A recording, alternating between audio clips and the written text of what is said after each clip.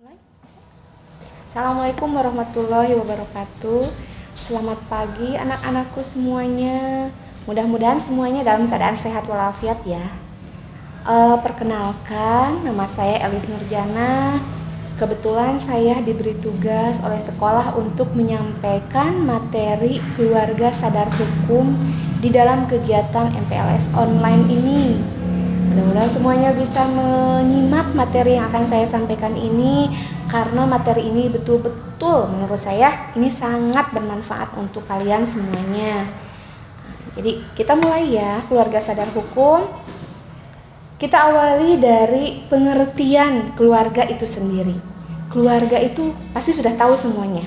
Keluarga itu apa? Nah, kalau misalnya kalian sudah tahu, ayo kita bahas bersama-sama.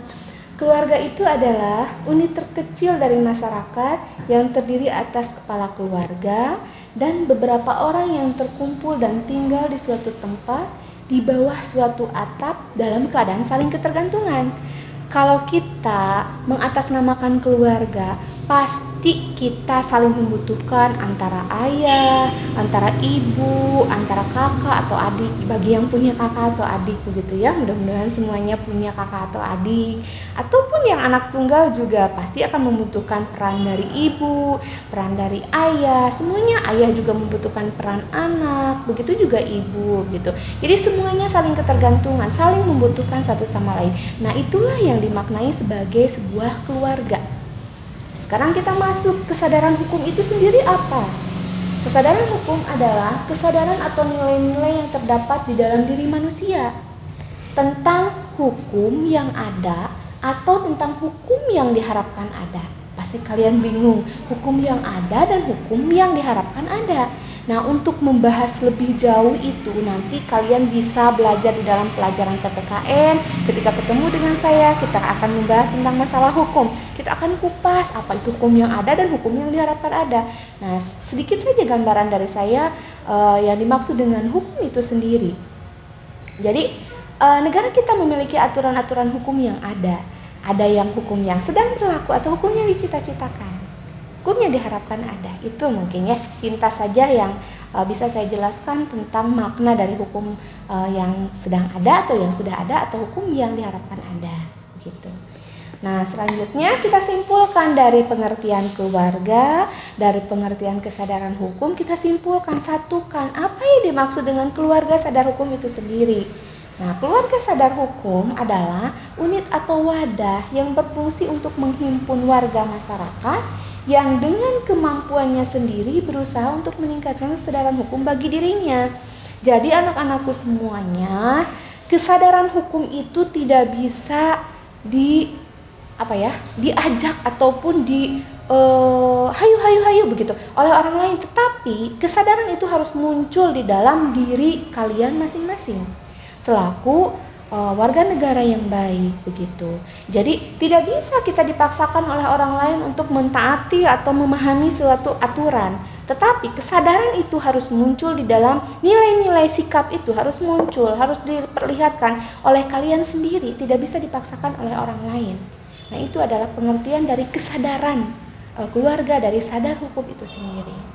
Nah, selanjutnya sayangku, karena kita belajar keluarga sadar hukum, alangkah lebih baiknya kalau kita kupas sedikit tentang hukum. Nah, hukum di negara kita itu, anak-anakku semuanya, pengertian dari peraturan, pengertian dari hukum itu, kalau kita berbicara hukum di dalam arti sempit, kalau berbicara dalam hukum dalam arti sempit itu hanya aturan yang dibukukan atau yang ditulis. Itu adalah peraturan yang pengertian hukum dalam arti sempit. Tetapi kalau pengertian hukum dalam arti luas, tidak hanya yang dibukukan, tidak hanya yang ditulis, tetapi hukum itu yang tidak tertulis juga itu disebut dengan aturan atau hukum. Ya, seperti norma-norma yang berlaku di dalam kehidupan kita sehari-hari itu juga disebut aturan, disebut peraturan, karena pengertian hukum itu tidak hanya yang tertulis kalau kita berbicara hukum di dalam arti luas. Begitu. Tetapi kalau dalam arti sempit itu hanya yang dibukukan saja. Nah, pembagian hukum di negara kita atau penggolongan hukum di negara kita itu banyak macamnya. Yang saya ambil satu contoh saja, penggolongan hukum. Ada yang penggolongan hukum berdasarkan hukum tertulis dan ada hukum yang tidak tertulis. Seperti yang sudah saya ucapkan tadi, hukum yang tidak tertulis itu contohnya adalah hukum adat. Itu tidak dibukukan, tetapi banyak masyarakat yang masih memakai peraturan tersebut. Terus, norma-norma yang berlaku di negara kita itu tidak dibukukan, tetapi banyak masyarakat kita yang masih memakai norma-norma yang berlaku di negara kita saat ini. Ya, ada norma agama, norma kesopanan, norma kesusilaan dan norma hukum, begitu ya yang berlaku di negara kita, begitu. Kalau norma hukum jelas ya itu dikodifikasi atau dibukukan. Nah, selanjutnya anak-anakku, negara kita memiliki aturan yang namanya hukum, yang namanya aturan yang sudah dibukukan itu ketika sudah sudah diberlakukan terhadap masyarakat, sudah disahkan di negara kita, maka pemberlakuannya itu tidak mengenal apakah warga negara sudah mengetahui atau tidak, maka dianggap bahwa warga negara itu sudah tahu. Jadi ketika kita berhadapan dengan hukum dan kita mengatakan bahwa kita tidak tahu aturannya, bahwa aturan ini tidak tahu ada di negara kita, sementara kita bertentangan dengan aturan tersebut, nah itu tidak akan bisa dimaafkan, tidak bisa akan diampuni, karena negara kita menganggap bahwa ketika aturan itu sudah diberlakukan terhadap warga negaranya, maka semua warga negara dianggap tahu.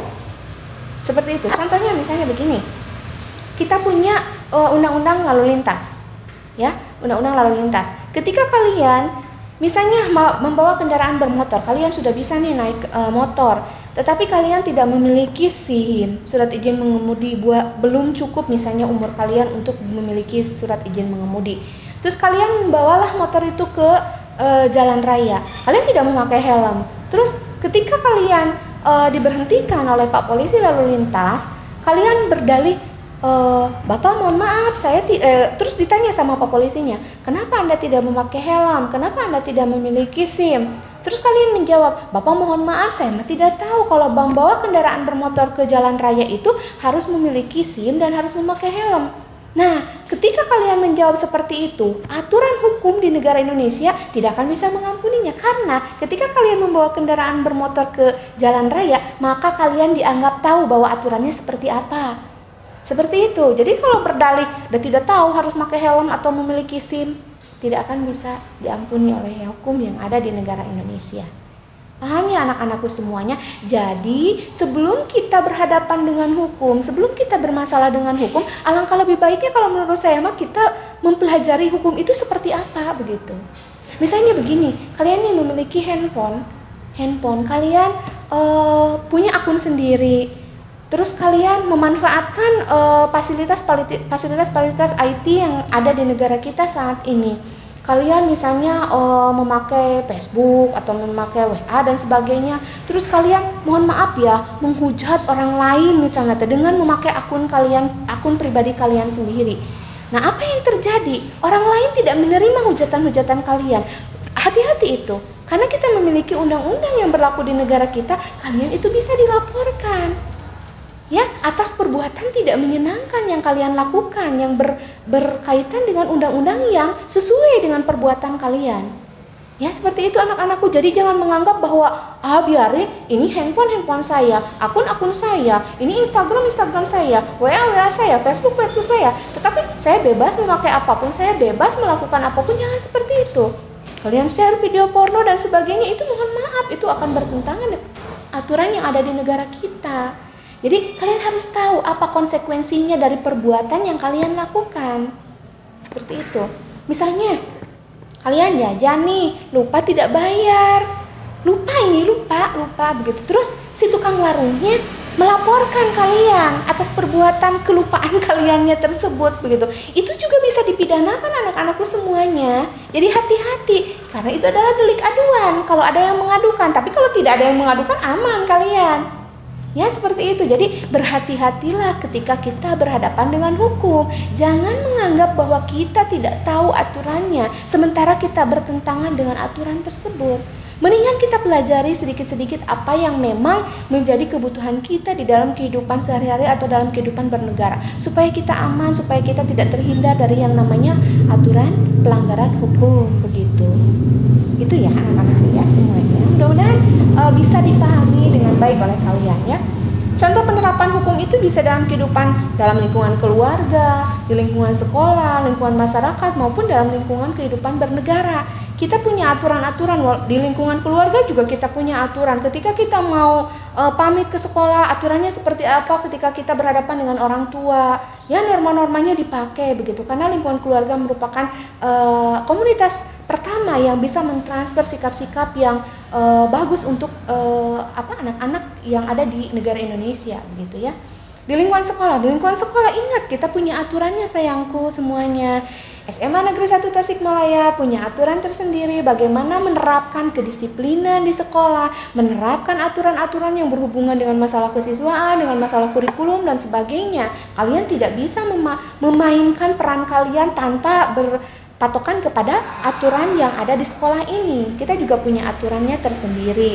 Nanti kalian pahami aturannya dengan baik, jangan sampai kita melanggar. Ketika kita sudah masuk ke dalam jenjang sekolah untuk bisa masuk lagi belajar seperti biasa begitu ya, kita melanggar aturan-aturan yang ada di sekolah ini, konsekuensinya kita juga harus tahu biar kita juga tidak bertentangan dengan tidak bermasalah begitu untuk kedepannya. Seperti itu anak-anakku. Jadi tidak usah harus suruh oleh bapak ibu guru, tidak usah harus disuruh oleh teman-temannya, kamu harus taati aturan ini. Kalau kita merasa bahwa kalian adalah siswa atau siswi di SMA Negeri 1 Tasikmalaya, ayo pahami aturannya, laksanakan aturannya. Bukan hanya sekedar dipahami tetapi tidak dilaksanakan kan percuma juga.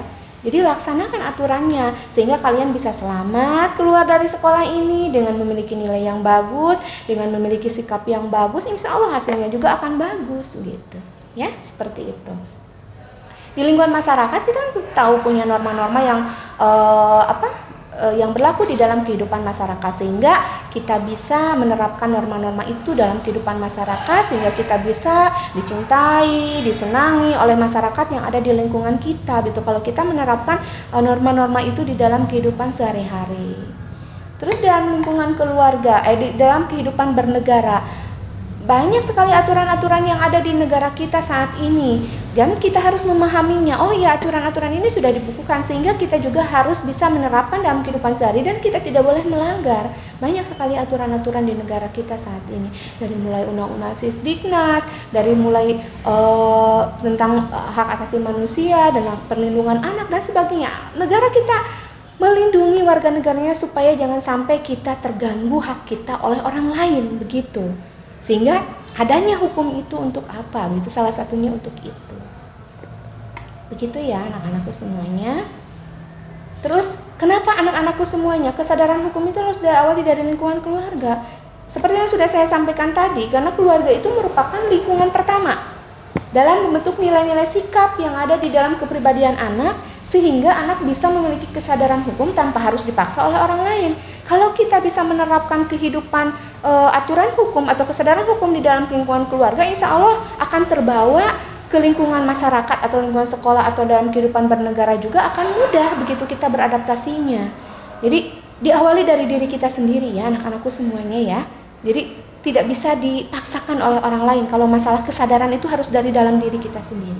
Mudah-mudahan semuanya sadar bahwa menjadi siswa-siswi SMA Negeri 1 Tasikmalaya itu harus seperti apa. Aturannya harus diberlakukan, harus dilaksanakan sehingga kaliannya insya Allah akan bisa aman, lancar belajar di SMA Negeri 1 Tasikmalaya ini. Begitu ya. Terus, mengapa kita perlu untuk berkesadaran hukum? Yang pertama, kita juga oleh negara kan harus tahu bahwa kewajibannya itu adalah mengamal. Kita punya dasar negara. Dasar negara kita apa? Pancasila. Nah, Pancasila itu harus diamalkan, bukan hanya sekedar dihafal. Pancasila, satu ketuhanan yang maha esa dan sebagainya. Jangan hanya seperti itu, tapi waktunya, mohon maaf, orang muslim misalnya waktunya azan kok tidak sholat. Nah, bagaimana cara mengamalkannya gitu kan?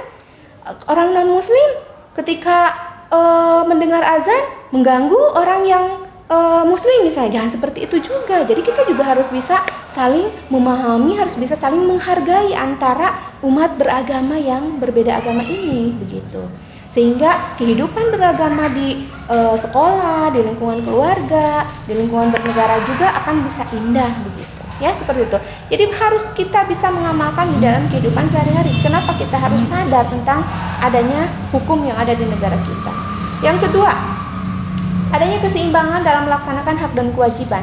Ketika kita sudah memiliki kesadaran terhadap hukum, maka insya Allah kita akan keseimbangan antara pelaksanaan hak dan kewajiban itu akan mudah untuk dilaksanakan. Jadi ketika haknya ada, kewajibannya juga dilaksanakan begitu. Jangan sampai kita menuntut hak terus sementara kewajiban tidak dilaksanakan, kan tidak akan seimbang, nanti akan jomplang. Tetapi kalau misalnya pelaksanaan hak dan kewajiban berjalan seimbang dan sebagainya, insya Allah. Nah, yang ketiga, alasan ketiga, maka akan terbentuk masyarakat yang tahu hak dan kewajibannya, sehingga akan terbentuk masyarakat madani atau civil society.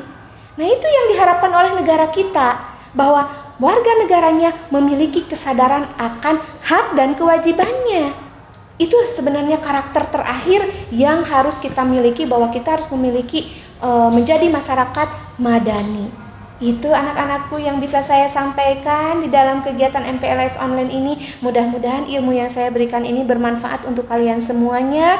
Semuanya tahu apa posisi kita sebagai pelajar, sebagai anak, ataupun sebagai warga negara, sehingga kita bisa memiliki kesadaran hukum yang ada di negara Indonesia ini, sehingga kita bisa menjadi warga negara yang memiliki karakter yang baik, menjadi masyarakat madani atau good citizenship gitu, sehingga kita bisa enak untuk menjalankan kehidupan ini. Terima kasih. Assalamualaikum warahmatullahi wabarakatuh.